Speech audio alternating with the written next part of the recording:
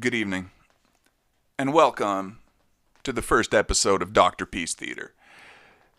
Tonight, we dive into a work of fiction that I've always wondered about. So tonight we begin. Stones to Abbigale. It's going to be an adventure. It's going to be difficult. But I'm just going to read the fucking thing.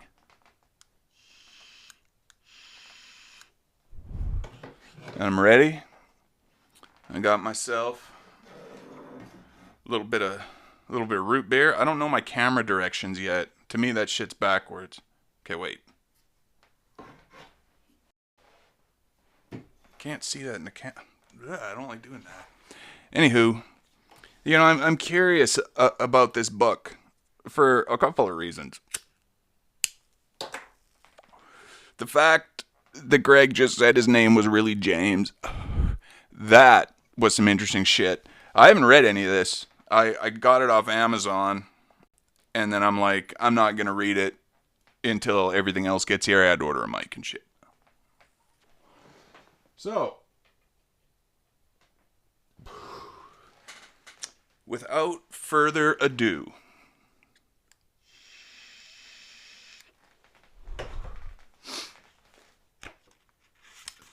Stones to Abbigale.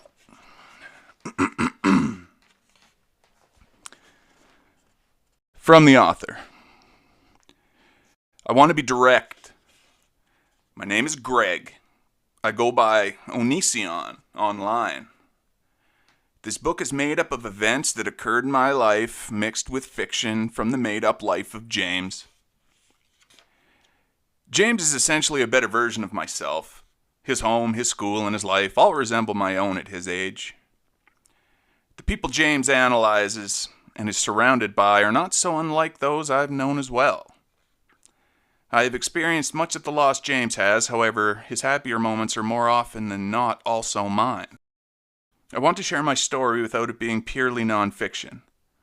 I simply felt this approach would make for a far better book.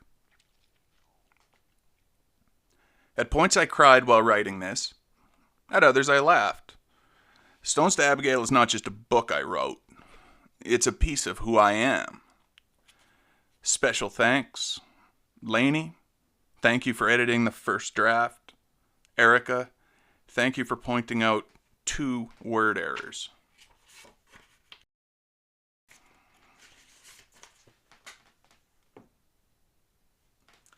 One more.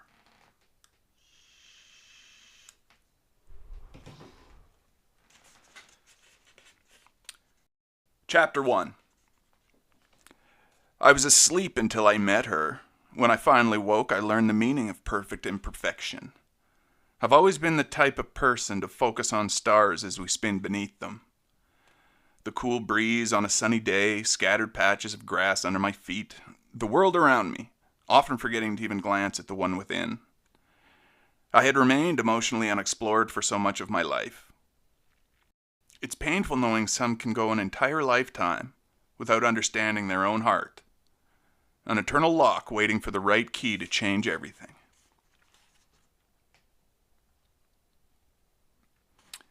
It was the first Monday of November. I opened up my eyes, blinded by my recently painted wall-to-wall white room. Even my bed frame, constructed of purely metal, was painted white. It bounced off the walls, causing my eyelids to desperately clamp together. Painting my room like this was a clear act of subtle, self-inflicted psychological torture. I was going through another phase. From darkness to light. And repeat. Seemed like the story of my life. My mom could see the darker colors were depressing me. I felt comforted by them, but found there were good aspects of both extremes. I was happy to visit either side. They are both so simple. But right now, as the intense light bouncing from wall to wall, it felt like it was ripping my mind in two.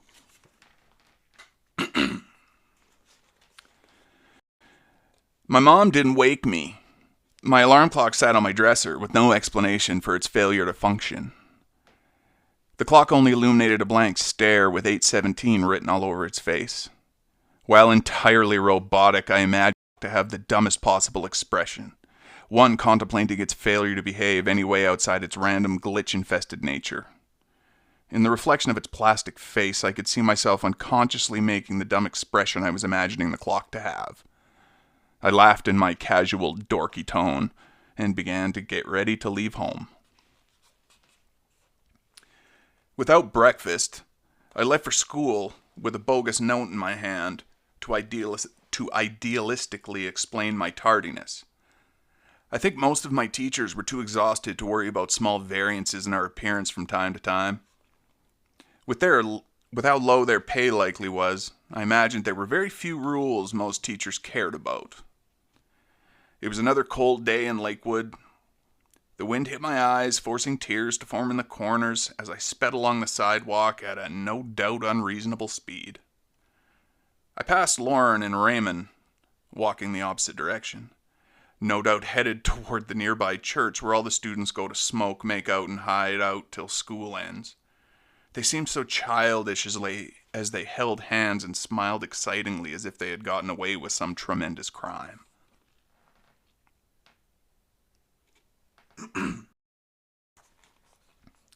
Mr. Hanson, my heavy-set, middle-aged history teacher, rolled his eyes as I walked into class.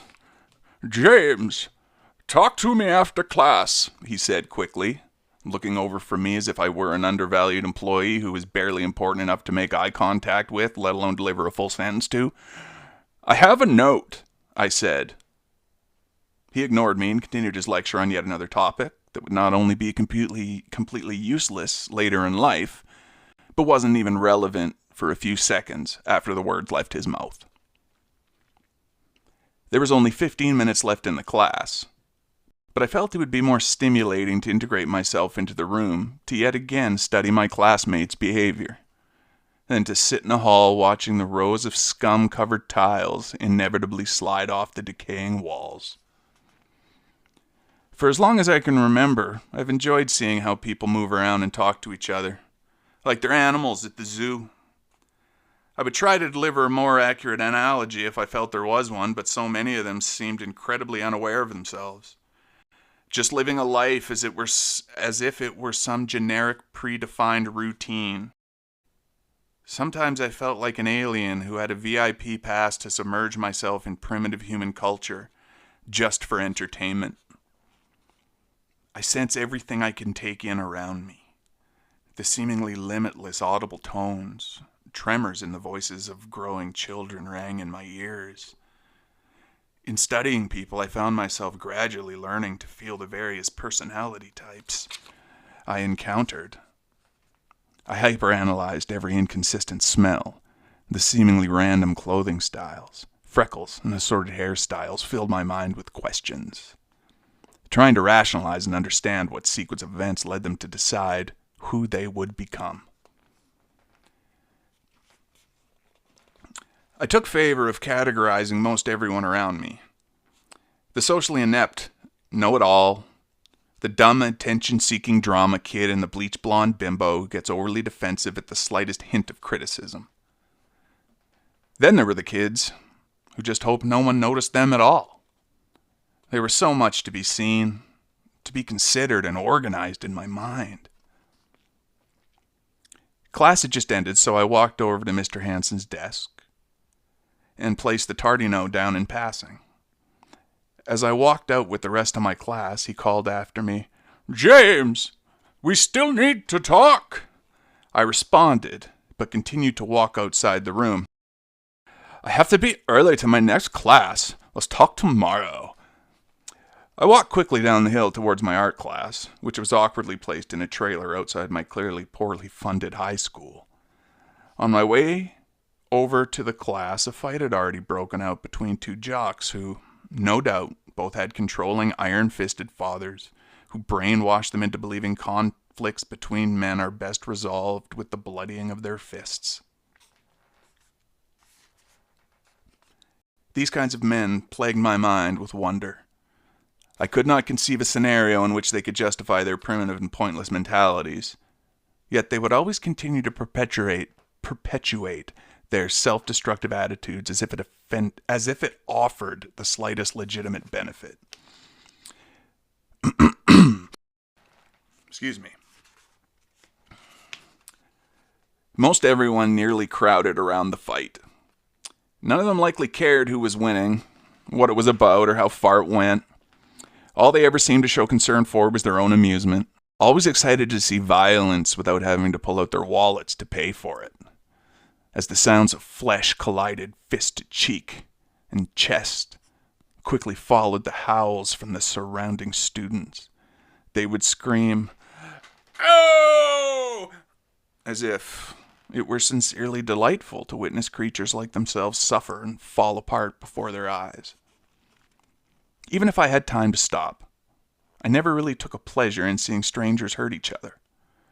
Most of all, fights seemed avoidable and were often initiated for a senseless reason.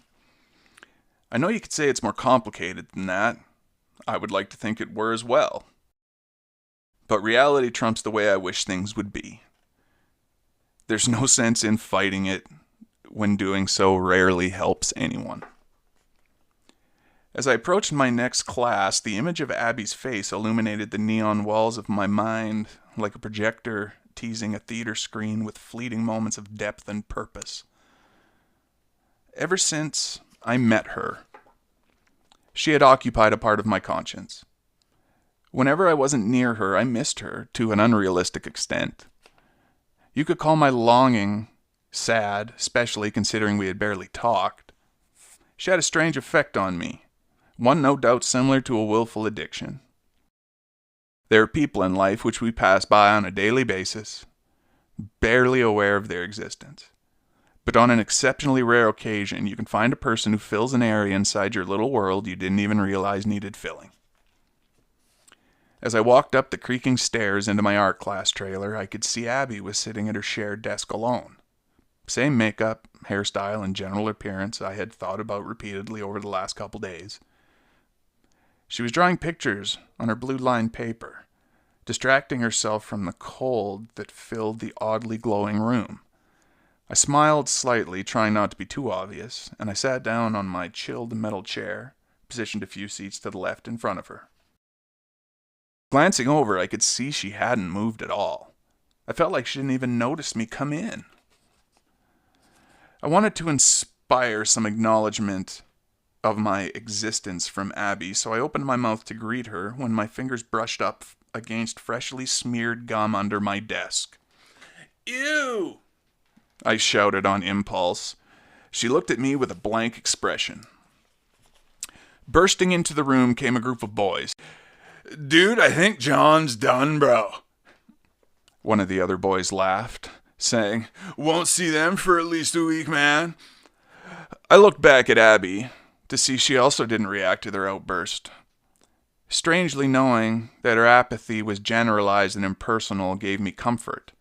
Her influence on how I felt was obviously dangerous, but I didn't care, as no matter of how fond I was of the idea, I was not of the world. I knew my place, and I had no real interests in pretending otherwise. Jason, one of the boys energetically praising the fight they had just seen, sat in his seat next to Abby. I smirked watching her shoulders shift away from him. Her body language sent a loud message that she had the same impression of Jason as I did. He was just another moron, placed on this earth to live his life completely unexamined. A pawn that had no awareness of his own role, let alone that it was just another tiny component within a massively unstoppable twisted game. I know it sounds morbid and condescending, but my attitude was just something that naturally developed the more I studied human behavior. I would be more optimistic, but I find doing so would be like walking into a room with no windows and turning out the light. If you refuse to see the world around you for what it is, you're just wasting your eyes. Art class was about to begin. My teacher, Mrs. Stanley, who looked like she should have retired a ridiculous 30 years ago, approached the front of the room talking about how art is sacred. She also discussed the random object she had us draw the previous school day and ironically graded it by using her own narrow-minded definition of art. I always wondered how teachers could even attempt objectively grading art. Is there any logic behind validating a form of self-expression using a cold black and white mathematical system? Today, I'm going to place you with partners, Miss Stanley said as she pulled out sheets of paper outlining our activities to come. To keep this simple, I'm going to partner you with the person you are currently assigned to share a desk with, she said. I sighed, knowing I was bound to be paired up with Alex, a guy who I had specifically asked to be seated away from, ever since he peed in a jar literally right next to me under our desk, acting like he was so cool for publicly exposing himself while simultaneously urinating. It happened weeks ago, and I still can't figure out what kind of crazy it takes for you two, in the presence of people you barely know, but have to see on nearly a daily basis, pee in a jar in your hand just beneath your desk in the middle of a classroom. What then? You show it off like you will be praised and accepted, as if it were some sort of accomplishment? Alex, despite being a borderline mental, was one of my least favorite people to study. I couldn't help but feel there was some defect in his mind that invalidated the point of conducting a thorough analysis of him. He was completely irrelevant when considering the realities of normal human behavior. As I was off on a tangent in my own mind, I heard a familiar voice ring out, one that inspired the very same emotion when a song you had forgotten you loved randomly plays in the background of your daily life. Can I be paired up with James? Her voice was just as I remembered, despite her not having spoken in class in some time. She hadn't changed a note. Abby had interrupted the teacher just to partner with me. But I asked myself if it was really just to work with me or just to get away from Jason. The teacher, looking irritated but understanding Abby's discomfort with Jason, responded, Alex and Jason, you'll be partners. James, switch seats with Jason. Thank you, Abby said with a slight smile. With a cocky grin, Jason stood up and in a comedic fashion smelled his armpit. Wow, I didn't know I smelled that bad, Jason said as he walked out over to sit by Alex. Approaching Abby was no doubt a way scarier act in my mind than it was to everyone around me. I felt like my head was burning from the inside out. Nevertheless, I continued to remind myself that her public outcry to partner with me could have meant nothing. I sat down next to her and did all I could not to turn into a complete dork on her. She reached out and grabbed the product outline that was being passed out. Mrs. Stanley began to read the description of the assignment. Today, you will both be taking something meaningful but expendable from your own homes.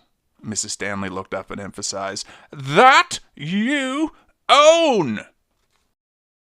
Then looked back down at her paper. You will tear those items apart here in class. You will take those items and using adhesives, staples, and things available in class, find a way to create something new out of those possessions. She looked up and said in a low voice, sounding like Dracula, two will become one. Jason raised his hand, objecting.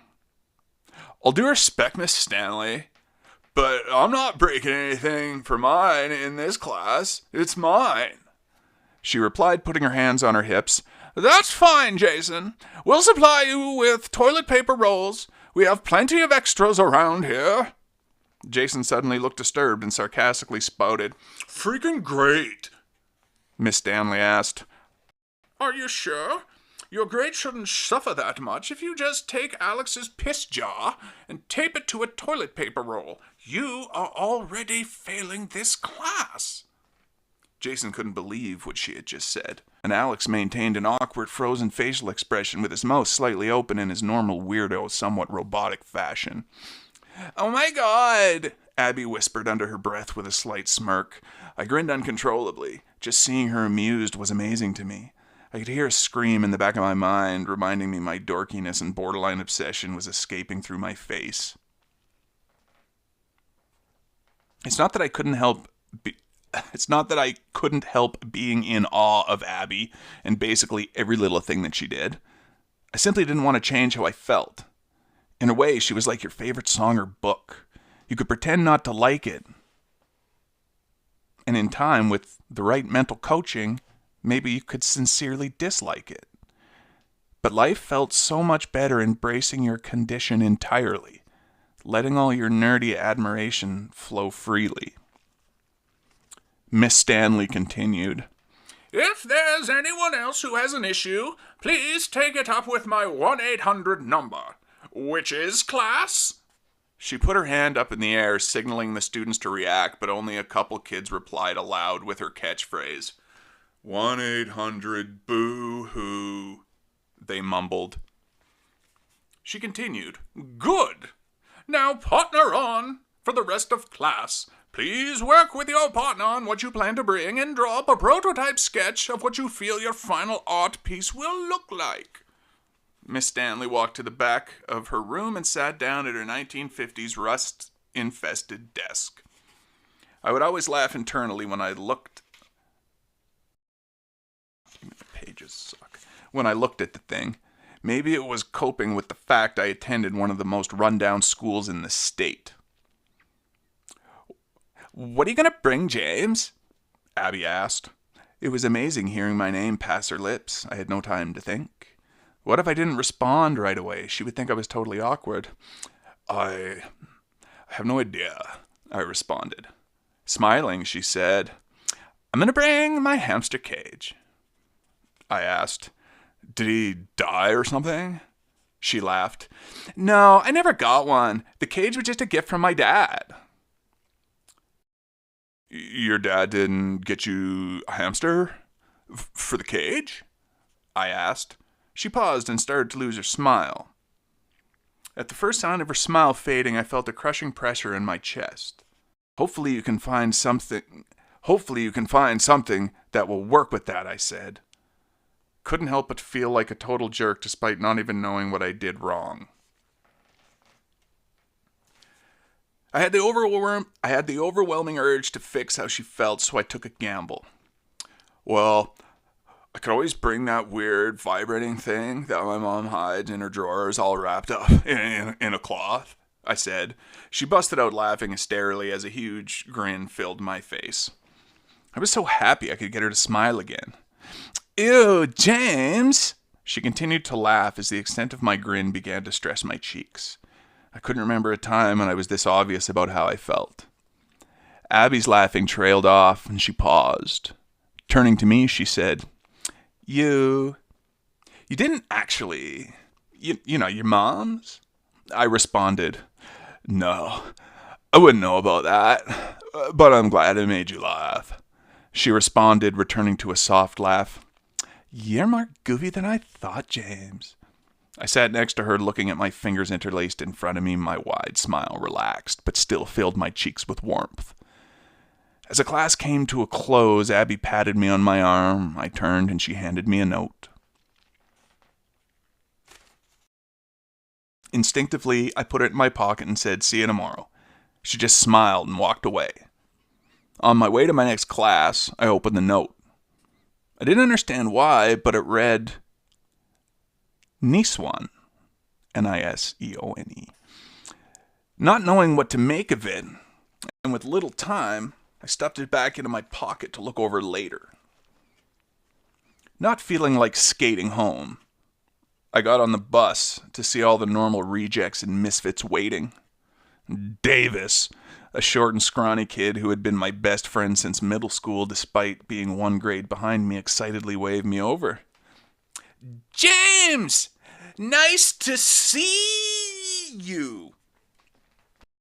He said in seemingly the dorkiest way possible. I smiled as he stood up, giving me the window seat, knowing very well by then that I preferred it. As I sat down, I began looking out the window. analyzing the little humans running left and right to get on their buses. Something reached out and caught the corner of my eye. I immediately shifted my head to see what it was and quickly realized it was Abby, standing in the parking lot by some beat-up sedan. "What you looking at, James?" Davis asked. Without hesitation, I began to respond. "Oh, it's Abby. She's in my art." My heart sank as I witnessed a boy I barely knew, named Seth, walk up and kiss Abby on the lips. "James!" David said. But by that point, his voice was a faint echo in the darkness my mind instantaneously lost itself in. I felt like after a life of numbness, I was finally about to truly feel the warmth for the first time, only to have it all taken away in an instant, leaving me hopeless in the shadows, alone once again. I looked down at my knees as if I lost all muscle control in my neck. Are you okay?" Davis asked. I responded with hesitation. I'm just stupid." "No, you're not. You're one of the coolest guys I know," Davis replied. I continued my silence as he offered words of encouragement. "Okie dokie. Well, you're awesome and should be super happy. So if you want to talk, I'm your buddy. So I'm here to talk." I was too focused on the conflict raging in my mind to hear anyone at this point. I couldn't think about anything but Seth kissing Abby the entire trip home. That night, my mom was literally just serving lentil beans she prepared on her crock pot for the billionth time. A fair exaggeration, but still, it was excessive to say the least. My sister was behaving as she usually did at the dinner table, talking about how stupid she thought school was and how she couldn't wait for college. "How's work, Mom?" I asked, trying to keep my mind off the haunting images looping in my mind. "Well, no one at work respects me or listens to me, and I generally can't stand it. But, we still have food on the table," she said in a stern tone. My sister barked as food flew out of her mouth. "Well, at least it's not high school. I'm learning how to be a successful person from a bunch of low-income losers," my mom replied. "Whatever your teachers are, they have full-time jobs, which is more than a lot of people can say." My mom gave my sister Lisa a disappointed look. Lisa was well known for showing little respect for hard-working people. To her, it didn't matter how much you gave back to society. It only mattered how much money you made. After the return of lentil soup, I washed the dishes per my mom's orders and headed to the shower. I sat on the floor of the tub thinking about Abby, barely feeling the water as it hit my chest. I was so consumed with what I had seen, I had completely forgotten the note that moment. I quickly reached over to my pants resting on the toilet. I had hoped I read it wrong the first time and that it would make sense with a second look, only to read exactly what I gathered in my initial passing glance. "Nisuan," I mumbled to myself. I joked with the idea in my head that she handed me the wrong note, but still assumed it wasn't a failed attempt to say nice one, which could be taken as a compliment if you were desperate enough. Seconds into looking into the note, my eyes widened. Having figured out what it meant, I jumped up, slipping to my feet, and screamed, "Yeah!" I had cracked it, to immediately after feel completely stupid for not having figured it out sooner. My mom screamed through the door from her bedroom. "What?" I responded, "Sorry, nothing. Nothing." I hurried to finish showering. Staring at my phone, wearing only a towel, I smiled as I typed in Niseone, or 647-3663 onto the number keys. I assumed we shared the same area code. Likely, she would have given me a longer sequence of letters, and I was right. After 2 rings, I got an answer. What do you want? A disgruntled man's voice asked, like a bad engine struggling to start in a monster movie. Clumsily belted out a response. I was looking for... An unenthusiastic female voice in the background said, "Give me the phone!" Whatever, he said, dropping the phone in front of her. "Hello?" I could recognize the voice now. It was Abby. Trying to hide my excitement by maintaining a normal tone, I said, "This is James." Abby excitedly screamed and responded, "Oh my God, you figured it out!" Hearing her optimistic tone, I laughed, saying, So why?" She interrupted. "I was hoping to find out if you figured out what you're bringing to art class." I said, "Oh," and looked quickly around my room. I couldn't see anything immediately, so I said, I'll surprise you." And then she replied, "Oh, come on, tell me." My eyes locked to a plausible item for the project. How about my bear? I'll bring my bear." She replied, "Oh, okay. Oh, I have an idea. Instead of the cage, I'll bring a stuffed animal of mine and we can make like a zombie bear." I laughed. "Awesome." Okay, I'll see you tomorrow," she replied happily. I answered, "Okay, bye." Just before she hung up, I could still hear her laughing, leaving me with a sense of accomplishment and a lasting smile, as if it were painted across my face.